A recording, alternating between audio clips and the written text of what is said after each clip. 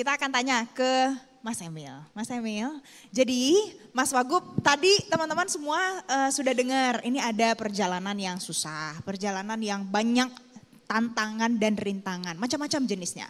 Mas Emil ini adalah salah satu yang meraih gelar S3 ya kalau tidak salah dengan umur yang masih muda. Ya mungkin gitu. Tepuk tangan dong, 22 tahun ya. Iya. 22 tahun sudah S3. Apa tantangan struggle yang terjadi pada saat itu sebelum akhirnya duduk menjadi seorang politisi dan akhirnya menjabat? Ya pertama begini, menurut saya bisa meraih S3 di umur 22 tahun itu bukan masalah mudanya. Karena yang lebih bermakna, karena saya yakin suatu saat ada yang akan lebih muda gitu di berbagai bidang gitu. Sama seperti waktu dulu saya sama Mas Ipin ini kita maju itu orang bilang ini nekat. Karena di mana-mana kalau ada calon kepala daerah muda pasangannya harus yang tua. Waktu itu saya 30 tahun, 29-30 harusnya cari yang umur 50 lah, plus minus. Nggak taunya saya ambil yang umur 25 tahun, Mas Ipin ini.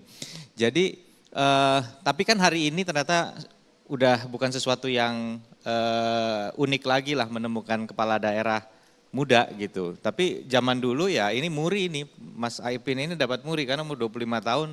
Dia datang ke kantor saya, kita udah kenal lama, udah ngobrol soal politik, datang ke kantor saya, kenapa kok Mas Ipin pengen ketemu, saya masih ngantor di sini nih di Sampurna Strategik, masih kerja di lembaga soalnya keuangan. Masih umur 24, bos belum bisa daftar, bos umurku masih 24 tahun ini. Jadi pas nyampe dia bilang, Mas aku udah ulang tahun ini jadi udah cukup umur buat maju pilkada. Tapi balik lagi ke yang S3 tadi. Jadi saya udah merencanakan ingin lulus di umur 22 itu dari umur 14 tahun. Jadi yang penting itu bukan makna muda atau enggaknya, tapi konsistensinya itu loh. Jadi dari 14 tahun tuh memang pokoknya saya harus lulus S3 antara umur 21 sampai 23, waktu itu gitu.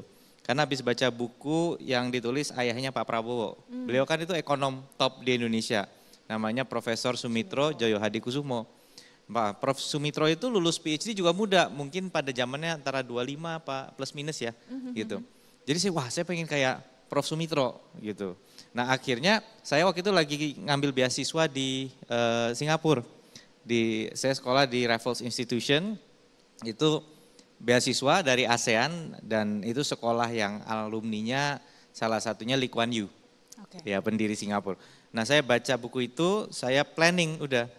Nah dari situ udah diikutin terus sampai di ujung nih kan mau nanya cerita susahnya ya.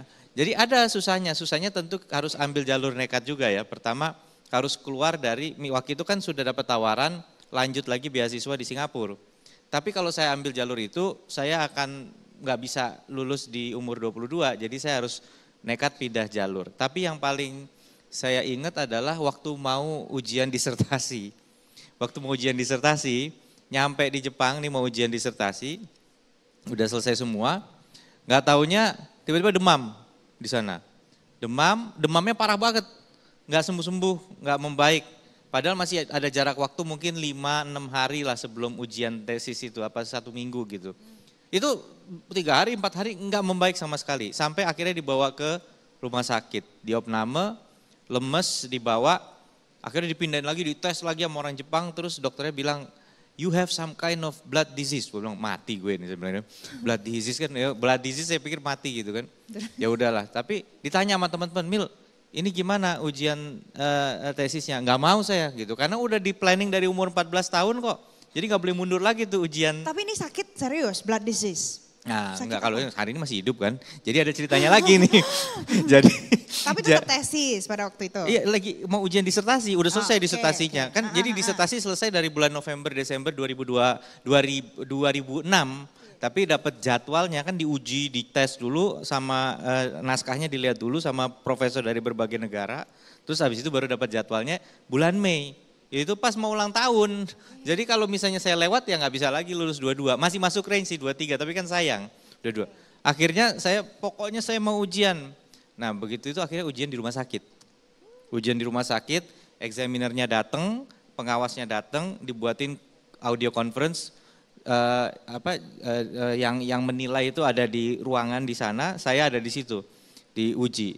Begitu dinyatakan ya kamu lulus gitu kan, berangsur-angsur sembuh juga mungkin sugesti. Tapi ternyata setelah dicek kan, ibu saya kan panik juga kan dengar anaknya blood disease di sana, terbang panik gitu. Sampai sana ngelihat, ini mah demam berdarah dikasih Pocari Sweat. Nyebut merek Sar, maaf ya. akhirnya ya udah sembuh. Jadi ternyata orang Jepang tuh nggak ngerti DBD. Dan saya seumur-umur nggak pernah kena demam berdarah gitu. Jadi ternyata demam berdarah. saya belum pernah kena. Jadi umur 22 waktu itu belum pernah DBD dari lahir sampai 22. Jadi tahu di sana waktu saya kena pun nggak kepikir itu demam berdarah.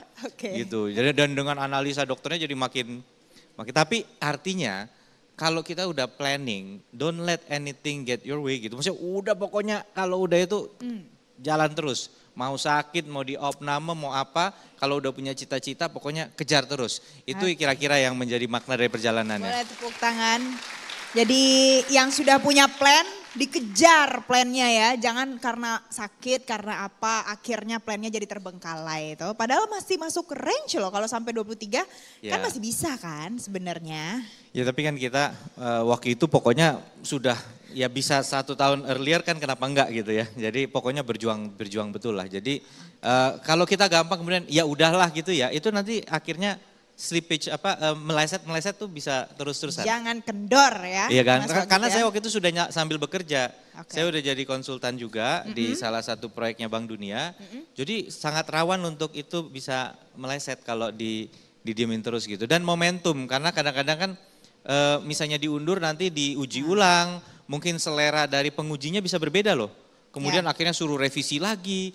Karena saya punya teman gitu, ganti supervisor, ya itu kemudian ganti supervisor kemudian harus diuji lagi. Kalau supervisor saya pindah, mungkin saya harus ngulang lagi. Tapi waktu itu pokoknya maunya sekarang. Jadi selama masih bisa berjuang sampai titik darah penghabisan, jangan lepaskan. Jangan dilepaskan, jangan kendor. Jelajahi cara baru mendapatkan informasi. Download Metro TV Extend sekarang.